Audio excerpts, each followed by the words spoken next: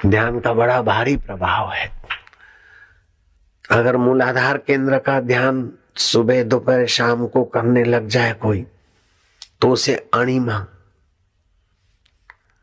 लघिमा, गरिमा, भारी हो जाना, छोटा हो जाना, बड़ा हो जाना, हनुमान जी को जो सिद्धियां मिली थी, ये मूलाधार केंद्र की साधना से उत्पन्न होती है।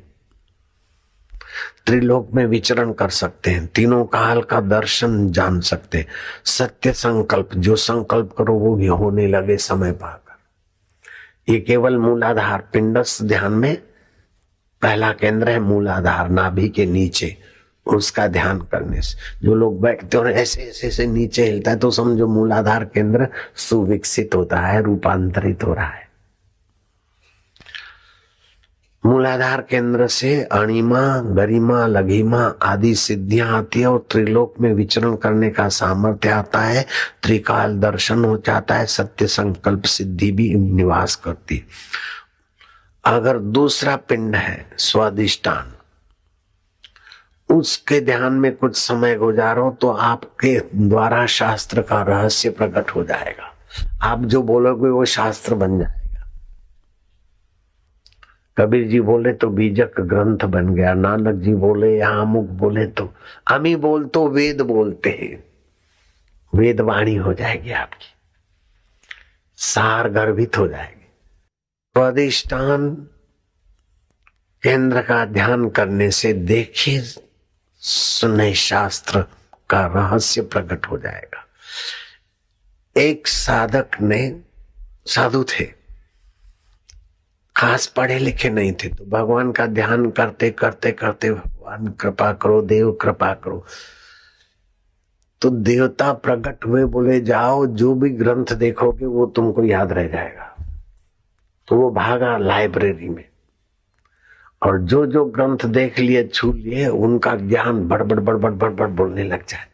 अखंडानंद उनसे जो पूछते हैं उनका जवाब देते। अखंडानंद धुरंधर विद्वान, आनंदमयी माँ इंदिरा की गुरु उनके चरणों में बैठकर सत्संग सुनती है। ऐसे अखंडानंद उनसे कुछ प्रश्न पूछते और धड़ धड़ बोलते। स्कूल कॉलेज गए नहीं है, केवल मुझे शास्त्रों का ज्ञान हो जाए, इस हेतु से भगवान का ध्यान किया, देव का ध्यान किया, और आकाशवाणी हुई, अंतर हृदय की हुई या बाहर से, वो उसमें नहीं लिखा, वो गए।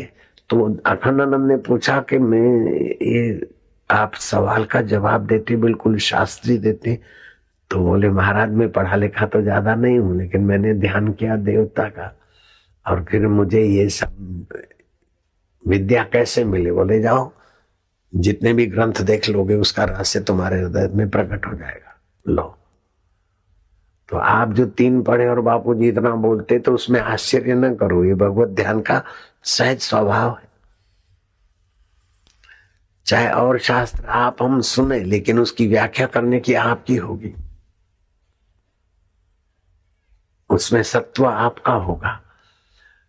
लोग आपसे किस्से कहानी अथवा बातें सुनने को नहीं आते। किस्से कहानी और बातों के पीछे आपकी तपस्या और आपका ध्यान का सत्व है, तभी लोग बैठेंगे, नहीं तो चले जाएंगे खाली भाषणबाजी हो तो। स्वादिष्टान का ध्यान करने से देखे सुने शास्त्र का रहस्य प्रकट हो जाता है, रोगों से मुक्ति हो जाती है, और आपका श्वासोश्वास सुषुम्ना नाड़ी में प्रवेश करता है। अब सुषुम्ना नाड़ी कितनी सूक्ष्म होती है, अपना बाल का 100वां हिस्सा पतली, और उसमें प्राण का संचार और फिर रहस्य में साधना के उद्घाटन होते हैं।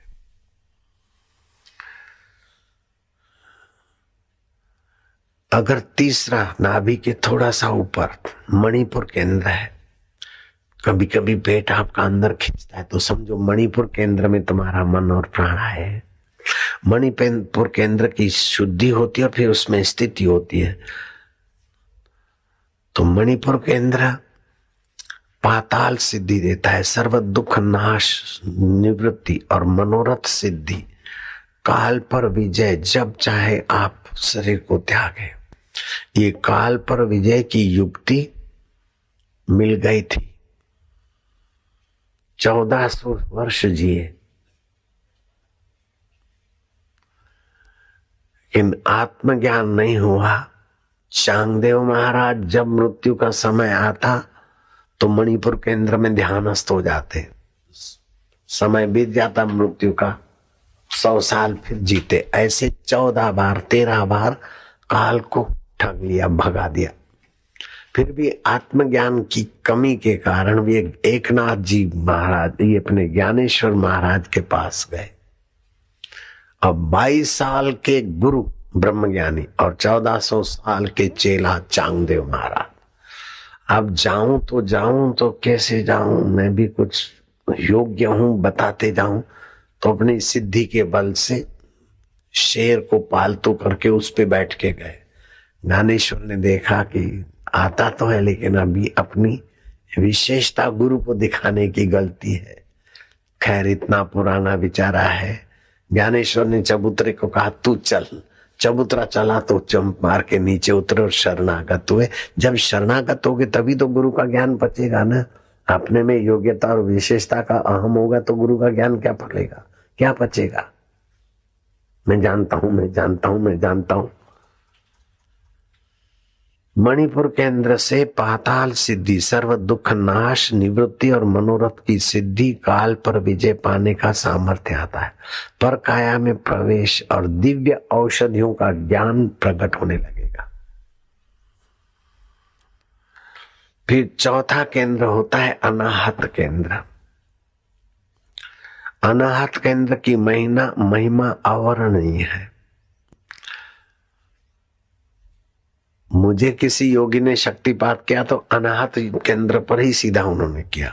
और अनाहत केंद्र उसी समय ऐसा विकसित हुआ कि उसी समय अब वहां वाणी चलती नहीं।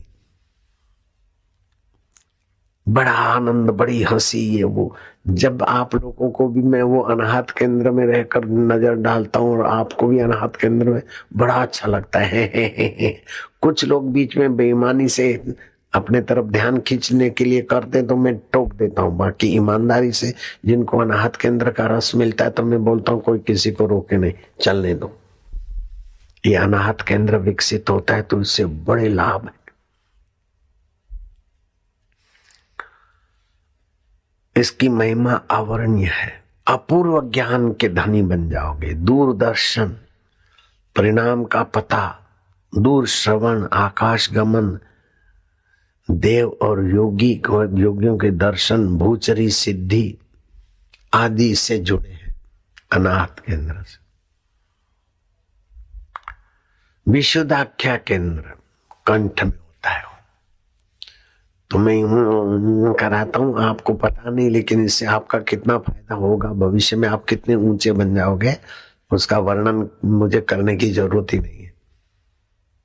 ये 2 बार करने को बोलता हूं ना दीक्षा के समय। ये विशुद्धाख्या केंद्र आपका सक्रिय रहे तो इससे बड़े में बड़ा ये लाभ होगा कि आप जल्दी जीवन मुक्त हो जाएंगे। आप पर दुख का, सुख का प्रभाव नहीं पड़ेगा, मान अपमान का प्रभाव नहीं पड़ेगा। विशुद्धाख्या केंद्र, चारों वेदों का ज्ञान आपके हृदय में स्फुरित हो सकता है। जैसे समुद्र के रत्नों का प्रकाश आप देखते हैं, ऐसे वेदों का रहस्य आपके अंदर में प्रकट कर मन और प्राण आपके नियंत्रण में होने लगे। और आप विशुद्धाख्या केंद्र में रुक कर अगर